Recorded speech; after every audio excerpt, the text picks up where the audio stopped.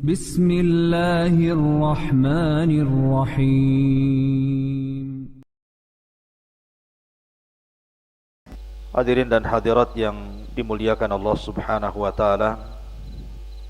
Alhamdulillah di pagi hari ini kita bisa duduk kembali untuk bertalabul ilmi. Dan kita masih melanjutkan kajian kita tentang Al-Qasasu wal Quran, kisah-kisah dan juga ayat-ayat di dalam Al-Quranul Karim.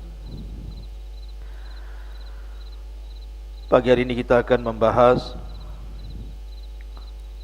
satu surat di dalam Al-Quranul Karim, di mana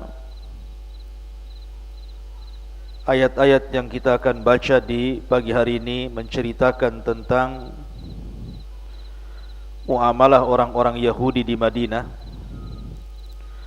terhadap Nabi sallallahu alaihi wasallam, di mana orang Yahudi selalu mencari pembenaran akan keyakinan mereka, padahal mereka tahu bahwa Nabi sallallahu alaihi wasallam adalah seorang nabi yang diutus. Di dalam Al-Quranul Karim, tepatnya pada surah Al-Baqarah ayat 133, Allah Subhanahu wa taala berfirman, Am kuntum syuhada id hadara Ya'qubal maut id qala li banihi ma ta'buduna min ba'di qalu na'budu ilahaka wa ilaha abaika Ibrahim wa Ismail wa Ishaq ilaha wahida wa nahnu lahu muslimun. Apakah kalian menyaksikan ketika kematian menghampiri Nabi Ya'qub alaihi salatu wassalam, ketika Ya'qub berpesan kepada anaknya, apa yang kalian sembah sepeninggalku? Maka anak-anaknya mengatakan, kami menyembah Tuhanmu, Tuhan bapakmu Ibrahim, Ismail dan Ishak. Dialah Tuhan yang satu dan kami berserah diri kepadanya. Ma'asyiral muslimin yang dimuliakan Allah Azza wa Jalla, asbab nuzul daripada surah Al-Baqarah 133 ini. Jadi orang-orang Yahudi itu ketika Nabi SAW hijrah dari Mekah ke Madinah, maka orang-orang Yahudi mengatakan, kenapa engkau tidak ikut Yahudi? Bukankah engkau mengaku bahwa agamamu mengikuti agama Ibrahim? Dan Ibrahim itu adalah kakek daripada Ya'qub, karena Ya'qub itu putra daripada Ishak. Dan kami adalah pengikut Ya'qub. Seolah-olah mereka mengatakan, kenapa engkau tidak ikut kami, bangsa Yahudi, sementara engkau mengakui agamamu adalah Ibrahim? Maka kemudian Rasul sallallahu alaihi wasallam terdiam sehingga turun surah Al-Baqarah ini. Allah Subhanahu wa taala mengatakan, am kuntum syuhada, tidakkah apakah engkau menyaksikan saat Ya'qub meninggal dan sebelum meninggal memberikan pesan kepada anak-anaknya? Apakah ketika Ya'qub saat sakaratul maut kau hadir di situ? Padahal Nabi Ya'qub alaihi salatu wassalam berpesan kepada anak-anaknya, ma ta'buduna min ba'di, apa yang kalian sembah sepeninggalku? Maka mereka mengatakan, kami menyembah Tuhanmu, Tuhan bapakmu Ibrahim, Ismail dan Ishak. Di sini tidak ada mengatakan Yahudi. Kita disuruh untuk menyembah Allah Subhanahu wa taala yang disembah oleh Ibrahim, yang disembah oleh Ismail dan Ishak, dan itulah Tuhan yang satu. Makanya Allah mengatakan, am kuntum syuhada, emang kamu ketika Ya'qub sedang meninggal dunia, sedang sakaratul maut, kok hadir di situ? Kalian kan tidak hadir. Dari sini kita tahu bahwa orang-orang Yahudi itu hanya mencari pembenaran kepada agama mereka. Padahal kenapa orang-orang Yahudi itu banyak di Madinah coba? Dulu kan tidak ada orang Yahudi di Yathrib. Orang-orang Yahudi itu sebenarnya kisahnya kenapa sampai berkumpul di Yathrib yang belakangan disebut Madinah itu, ketika Persia dengan Romawi perang. Jadi orang-orang Romawi ketika itu berperang bersama Persia, Romawi mengalami kekalahan. Lah dari sini kemudian orang-orang Yahudi banyak kemudian lari ke beberapa negara mencari suaka. Lah salah satunya lari ke Madinah yang dulunya disebut Yathrib. Disitulah kemudian banyak orang-orang Yahudi Bani Quraidah, Bani Nadir dan Bani Qunaiqa berdiam diri di Madinah. Alasannya kenapa mereka sampai tinggal di situ? Karena dalam kitab perjanjian lama mereka akan lahir seorang nabi di situ, dan itulah nabi penutup akhir para nabi dan rasul, sehingga mereka menunggu-nunggu nabi ini. Ketika kemudian Nabi SAW sudah datang, rupanya nabi yang mereka inginkan dari turunan Bani Israel tidak tercapai, justru yang muncul nabinya orang Arab. Maksudnya turunan Arab, Nabi SAW. Dari situlah kemudian mereka menolak kenabian Nabi SAW. Padahal Allah katakan tentang mereka bahwa ya'rifunahu kama ya'rifuna abna'ahum. Orang-orang Yahudi itu mengenal Nabi yang akan diutus lebih dibandingkan anak-anak mereka, karena setiap hari dibaca, setiap hari kemudian diperhatikan sifat-sifatnya. Setelah memang betul-betul muncul, rupanya mereka menolak. Dari situlah maka orang-orang Yahudi selalu mencari pembenaran atas agamanya kepada kenabian Nabi SAW. Ma'asyiral muslimin yang dimuliakan Allah Azza wa Jalla. Kemudian disebutkan dalam surah Al-Baqarah juga ayat 142 sampai 145.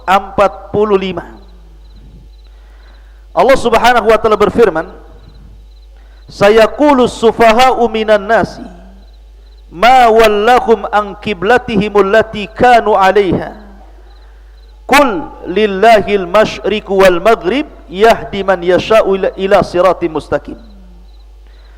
Orang-orang bodoh itu, yang kurang berakal itu, berkata, apakah yang memalingkan mereka orang muslim dari kiblat yang dahulu mereka telah berkiblat kepadanya? Maka katakan, wahai Muhammad, milik Allah lah timur dan barat.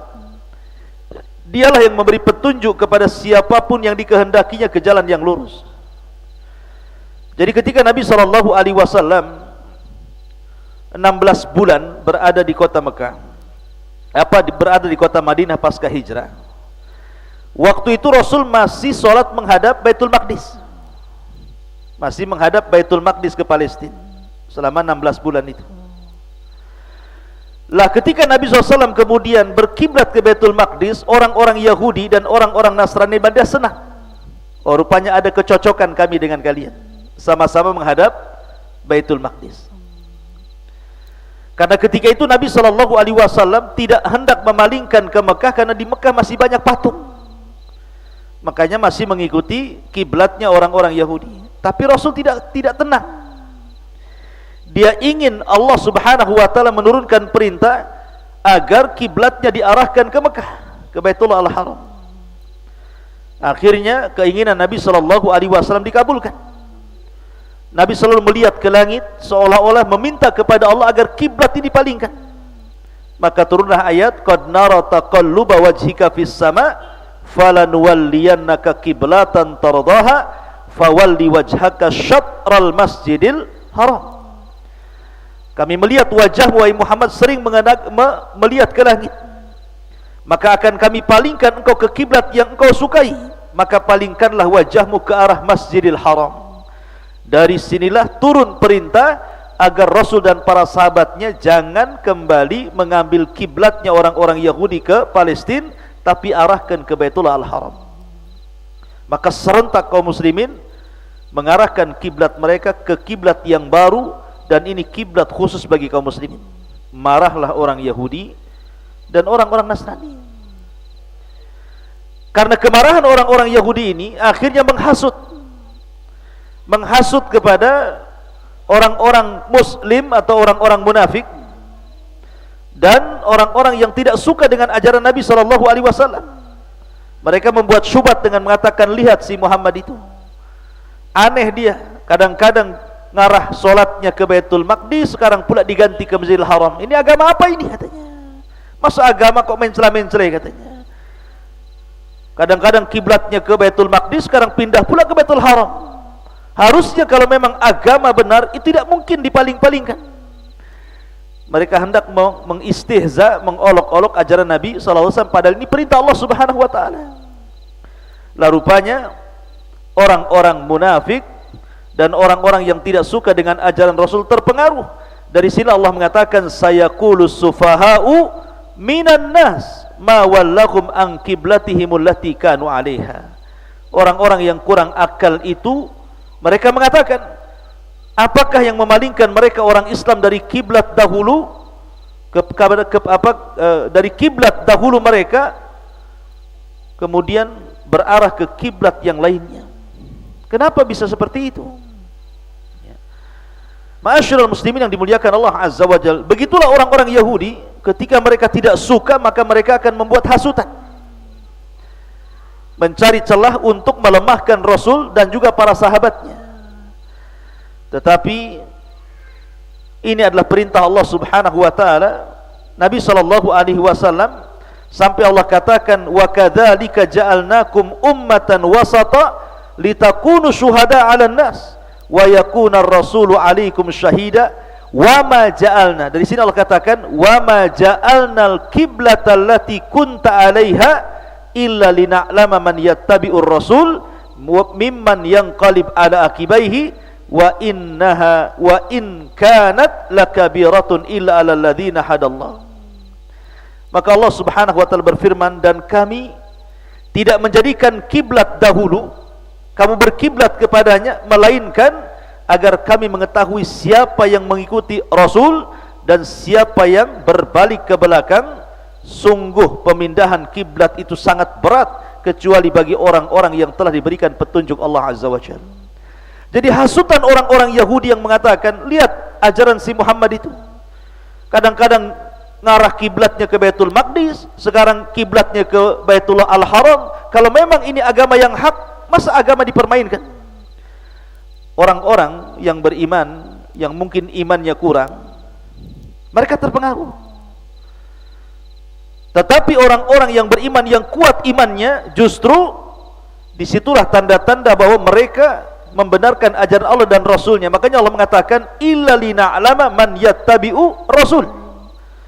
Pemalingan kiblat ini sebenarnya untuk menguji siapa di antara mereka yang masih mengikuti Rasul dan orang-orang yang berpaling dari ajaran Nabi sallallahu alaihi wasallam. Begitulah orang-orang Yahudi menghasut kaum muslimin. Ma'asyiral muslimin yang dimuliakan Allah Azza wa Jalla, walaupun kenyataannya ketika pemalingan kiblat ini kan ada sebagian kaum muslimin yang tidak tahu tentang turunnya ayat pemalingan kiblat. Salah satunya adalah orang-orang yang ada di Masjid Kubah, masjid yang pertama kali dibangun Nabi sallallahu alaihi wasallam. Jadi ada yang mengatakan mereka sedang sholat asar, ada yang mengatakan sedang sholat subuh.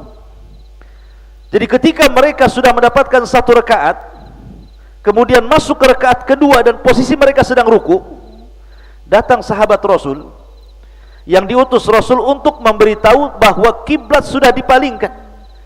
Ala wa innal qiblata qad surrifat. Ingatlah, kiblat sudah dipalingkan dari Baitul Maqdis ke Baitul Haram. Bayangkan orang sedang ruku, tiba-tiba kemudian diberitahu kiblat itu sudah dipalingkan. Mereka kemudian berputar dalam kondisi ruku 120 derajat. Jadi kalau ibaratnya awalnya ngadap sana, tiba-tiba ngadap sana gitu kan, sedang ruku tuh langsung gitu ke belakang. Sedang ruku rakaat kedua. Sampai salam, sebagian mereka dengan yang lainnya saling bertanya, bagaimana dengan sholat kita ini? Rakaat pertama kita menghadap Baitul Maqdis, rakaat kedua kita menghadap Baitul Al-Haram. Maka turunlah ayat, maka Allahu liyudi'a imanakum. Allah Subhanahu wa taala tidak mungkin menyia-nyiakan salat kalian. Karena sebagian mereka mengatakan, bagaimana dengan orang-orang yang meninggal sementara mereka tidak sempat berpaling ke Baitullah Al-Haram? Maka turun ayat ini, wa ma kana Allahu liyudhi'a imanakum innallaha bin-nasi laraufur rahim. Allah tidak mungkin menyia-nyiakan iman kalian, maksudnya salat kalian, karena sesungguhnya Allah dengan manusia sangat rauf, sangat baik, dan sangat rahim, sangat penyayang. Tetap mereka diganjar. Makanya dalam hukum fikih, kalau antum pamannya mendaki sebuah gunung berkabut, ya, sementara datang waktu salat dan kita tidak tahu di mana kiblat, akhirnya dengan keyakinan kita, oh di sanalah mungkin kiblat, karena lagi berkabut kita tidak tahu mana arah, kemudian kita salat. Rupanya setelah salat selesai, kiblatnya bukan ke arah sana, rupanya ke arah sana. Maka kata para ulama sah salatnya, karena kejadian seperti ini pernah menimpa para sahabat. Jadi sahabat berada di lereng bukit, kemudian datang kabut, satu dengan sahabat yang lain tidak bisa melihat. Akhirnya mereka sholat sendiri-sendiri. Ketika kemudian selesai sholat, kabut hilang, kemana-mana orang, ada yang ke arah sana ngadapnya, ada yang ke sana ngadapnya, akhirnya ke sana kemari gitu menghadap. Tetapi kemudian Nabi SAW tidak menyuruh mereka untuk mengulang sholatnya, dianggap sah, itu maksudnya. Nah di sini sahabat yang merasa kemudian bertanya-tanya, bagaimana rakaat kami dengan rakaat kedua? Maka Allah Subhanahu wa taala turunkan ayat, wa ma kana Allahu liyudhi'a imanakum. Allah tidak akan menyanyiakan salat kalian. Ma'asyiral muslimin yang dimuliakan Allah Azza wa Jalla. Kemudian ayat selanjutnya dalam surah Al-Kahfi ayat 109, Allah Subhanahu wa taala berfirman, "Qul law kana al-bahru midadan li kalimati rabbi lanafidal bahru qabla an tanfada kalimatu rabbi walau ji'na bimithlihi madada." Katakan wahai Muhammad, seandainya lautan menjadi tinta untuk menulis kalimat-kalimat Tuhanku, maka pastilah habislah lautan itu sebelum selesai penulisannya, meskipun kami datangkan tambahan sebanyak itu pula untuk jadi tintanya. Ma'asyiral muslimin yang dimuliakan Allah Subhanahu wa taala, disebutkan dalam Musnad Imam Ahmad, orang-orang Yahudi datang kepada Rasul dan mengatakan, "Ya Muhammad, utina ilman katsiran wa utina taurata, wa man utiya taurat faqad utiya khairan katsira." Wahai Muhammad, kami sudah diberikan ilmu yang banyak, kata orang Yahudi, dan kami diberikan Taurat, dan barang siapa yang diberikan Taurat berarti dia telah mendapatkan kebaikan yang banyak. Maka Nabi SAW terdiam. Ketika itulah turun surah Al-Kahfi 109. Katakan wahai Muhammad, seandainya lautan menjadi tinta untuk menulis kalimat-kalimat Tuhanku, maka pastilah habislah lautan itu sebelum selesai penulisan, walaupun ditambah dengan lautan yang lain yang sebanyak itu jumlahnya. Artinya bukan satu-satunya Taurat itu kitab langit, karena setelah itu ada Al-Quran, dan Al-Quran inilah yang kemudian mengandung seluruh kitab-kitab langit. Begitulah orang-orang Yahudi, ikhwatu fiddin, muliakan Allah Azza wa Jalla, berusaha untuk mencari pembenaran kepada agama mereka, walaupun mereka paham bahwa kebenaran ada di pihak Nabi SAW. Bahkan dalam sebuah hadis, ketika orang-orang musyrik Arab datang ke kota Madinah, itu belum hijrah, mereka bertanya kepada akhbar Yahudi, padri-padrinya orang Yahudi, tentang pendapat mereka akan kemunculan seorang Nabi di Mekah. Jadi mereka mengatakan, wahai padri, di Mekah di tempat kami itu ada seorang laki-laki anak muda ngaku jadi nabi. Bagaimana pendapat kamu? Maka lihat, orang Yahudi ini mengatakan kepada orang-orang kafir Quraisy ini, dia mengatakan, kalau begitu saluhu an thalathatin, tanya kepada orang ini tentang tiga perkara. Kalau seandainya dia sanggup menjawab, dia seorang nabi. Kalau dia tidak sanggup menjawab, dustakan kenabiannya. Oh, orang musyrik senang. Kemudian kata orang musyrik, apa pertanyaannya? Yang pertama, tanya kepadanya soal laki-laki yang berkeliling dunia arah timur, barat, utara, dan selatan. Bagaimana kabarnya? Yang kedua tentang anak-anak muda yang terjerembab dalam sebuah gua yang ceritanya sangat menakjubkan. Bagaimana kisahnya? Kemudian yang ketiga, tanya soal ruh. Apa itu ruh? Maka orang-orang musyrik pun kemudian senang. Pulang mereka ke Mekah, kemudian mereka menghabarkan kepada para pembesar Mekah bahwa kita bisa mendustakan si Muhammad itu, karena dia tidak mungkin sanggup menjawab 3 soalan ini, dan kami sudah punya kuncinya. Datanglah mereka kepada Nabi SAW dan mengatakan, ya Muhammad, kalau engkau bisa menjawab 3 soalan ini, kami akan beriman. Tapi kalau seandainya kau tidak sanggup menjawab, kami akan dustakan kenabianmu. Akhirnya kemudian kata Rasul, silahkan. Maka mulailah mereka bertanya soal tentang seorang raja yang berkeliling dunia ke arah timur, barat, utara, selatan. Bagaimana kabarnya?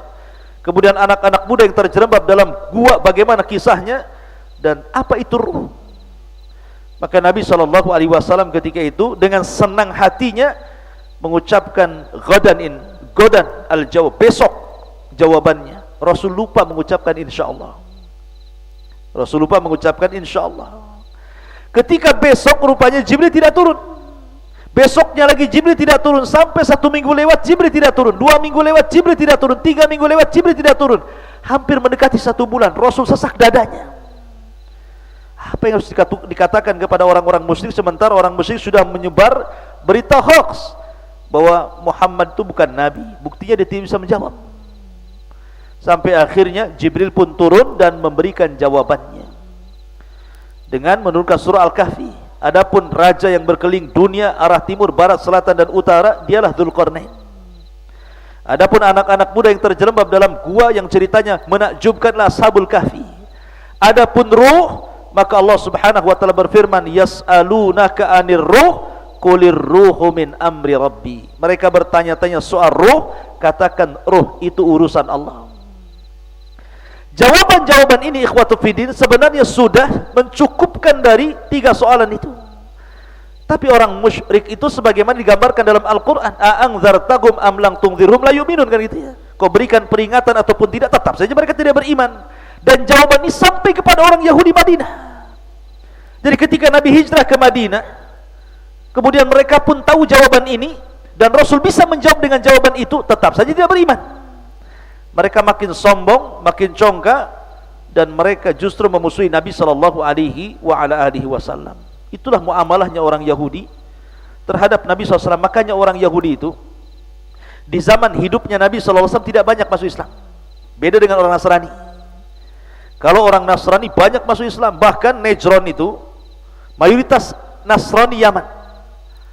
Ketika Nabi SAW berjumpa dengan mereka, kemudian berdebat soal ketuhanan, mereka masuk Islam semua. Tapi orang Yahudi, walaupun Rasul tinggal di kota Madinah, bermuamalah dengan mereka, mereka menyaksikan mukjizat Rasul, hanya bisa dihitung dengan jari orang Yahudi yang masuk Islam. Bahkan Abdullah bin Salam, pemimpin Yahudi, masuk Islam. Kemudian kata Nabi SAW, bisakah kau bicara dengan kaummu wahai Abdullah bin Salam? Mudah-mudahan mereka dapat hidayah. Kata Abdullah bin Salam, percuma wahai Rasul. Tapi Rasul ingin mencoba, coba saja. Dikumpulkan kaumnya. Ketika itu Abdullah bin Salam menyembunyikan keislamannya dan dia mengatakan kepada orang-orang Yahudi, bagaimana menurut kalian tentang aku? Oh, dipujinya oleh orang-orang Yahudi, engkau itu orang baik, anak orang baik, kakeknya juga orang baik, semua baik. Ketika tiba-tiba dia bersyahadat di hadapan orang-orang Yahudi, asyhadu an la ilaha illallah wa asyhadu anna Muhammad Rasulullah, berubah lagi ucapan mereka. Oh, engkau sekarang orang jelek, anak orang jelek, kakekmu jelek, dijelek-jelekan akhirnya. Coba bayangkan, itulah orang Yahudi ya. Jadi ketika berseberangan dengan keyakinan mereka, langsung mereka memburu-burukan. Makanya orang Yahudi itu tidak banyak masuk Islam di zaman itu. Mereka degil, keras kepala gitu ya. Dan itu memang Allah Subhanahu wa taala ciptakan mereka seperti itu. Padahal Allah takdirkan orang-orang Yahudi itu diberikan kecerdasan melebihi rata-rata. Orang Yahudi itu kecerdasannya mengungguli orang Nasrani dan orang Islam. Tapi kecerdasan mereka tidak menggiring kepada hidayah. Makanya Allah Subhanahu wa taala mempermisalkan mereka seperti keledai yang membawa kitab yang banyak, yahmiluna asfarah. Seperti keledai yang membawa kitab-kitab banyak gitu kan. Kalau dia kan nggak paham isi kitabnya itu, dia bawa saja kan. Jadi walaupun punya ilmu dah diamalkan. Ya.